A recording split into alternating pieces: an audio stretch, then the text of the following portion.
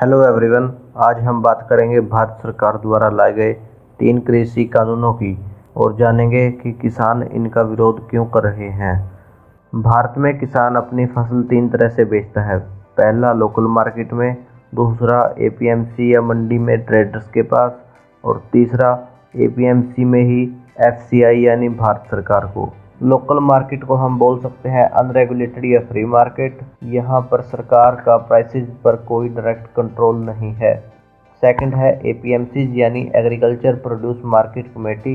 ये regulated market है जिनको स्टैब्लिश किया गया था एपीएमसी एक्ट 1955 के द्वारा।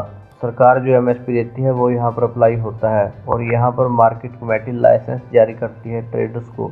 तो इस तरह इनका कंट्रोल आ जाता है सरकार के पास। अब ट्रेडर्स यानी व्यापारियों के खरीदने के बाद अगर फसल बच जाती है तो उसे सरकार खरीदती है एमएसपी यानी मिनिमम स्पॉट प्राइस पर। जब किसान अपनी फसल लाता है एपीएमसी यार्ड्स में तो वो लाता है कमीशन एजेंट या आड़तिए के पास। ये कमीशन एजेंट या आड़ती कमीशन लेता है किसान और परचेजर दोनों से।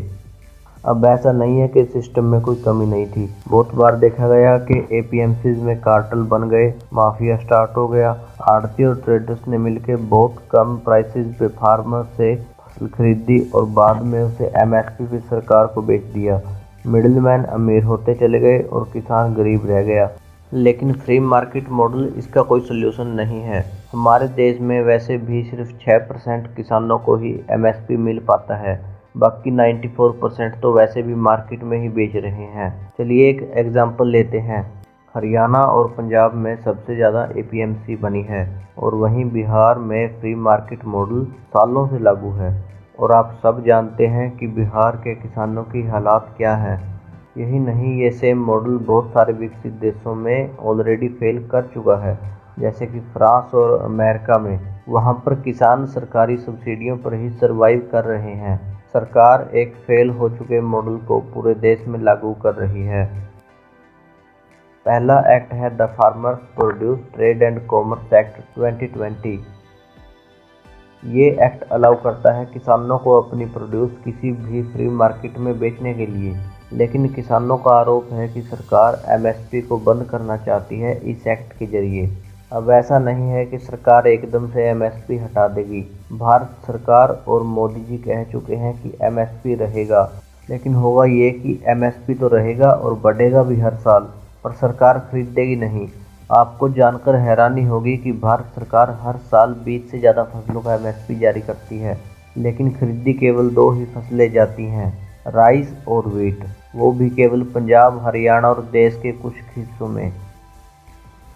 दूसरे कानून का नाम है the essential commodities amendment act 2020। ये पहली बार लाया गया था साल 1955 में ब्लैक मार्केटिंग को रोकने के लिए। उस समय इसकी काफ़ी ज़्यादा नीड थी क्योंकि देश में फूड प्रोडक्शन बहुत कम थी और ब्लैक मार्केटिंग एक बड़ी समस्या थी। पर आज भारत लीडिंग प्रोड्यूसर है बहुत सारे एरियाज़ में, और अनाज तो हम इतना प्रोड्यूस करते हैं कि एफसीआई के गोदामों में रखने तक की जगह नहीं बचती। इस एक्ट के आने के बाद देश की फूड सिक्योरिटी बहुत इम्प्रूव होगी क्योंकि प्राइवेट इन्वेस्टमेंट आएगा, स्टोरेज फैसिलिटीज़ बनेगी, नई कोल्ड स्टोरेज चेन बनेगी, एग्रीकल्चर प्रोड्यूस को स्टोर करने के लिए बेटर इंफ्रास्ट्रक्चर तैयार होगा। और अगर फिर भी किसी कमोडिटी के प्राइसेस बहुत ज़्यादा बढ़ जाते हैं तो सरकार फिर से स्टॉक लिमिट लगा देगी। तीसरा कानून है the Farmers Agreement on Price Assurance and Farm Services Act 2020। ये कानून एक नया सिस्टम प्रोवाइड करता है किसानों को कॉन्ट्रैक्ट फार्मिंग के लिए। अब किसान डायरेक्टली कॉन्ट्रैक्ट कर सकेगा बायर्स के साथ। कई लोग बोल रहे हैं कि इससे किसानों की ज़मीन पर उद्योगपति कब्जा कर लेंगे, किसानों को अपनी ज़मीन बेचनी पड़ेगी। तो देखिए, ऐसा कुछ नहीं होने जा रहा। कंपनियों से कॉन्ट्रैक्ट होगा सिर्फ प्रोड्यूस यानी फसल का।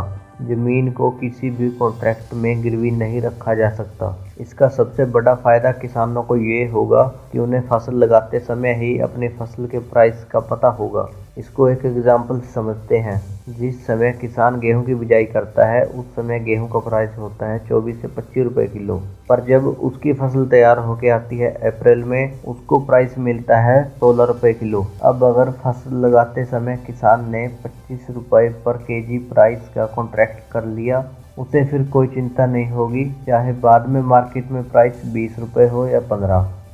देखिए, मेरे हिसाब से 2 बिल ठीक हैं और ना ही इनसे किसानों को कोई खास प्रॉब्लम है। अब जो एक कानून है, किसान उसका विरोध कर रहे हैं और जो काफ़ी हद तक सही भी है, उसके बारे में सरकार को दोबारा सोचना चाहिए या एटलीस्ट किसानों की कंसर्न को एड्रेस करना चाहिए।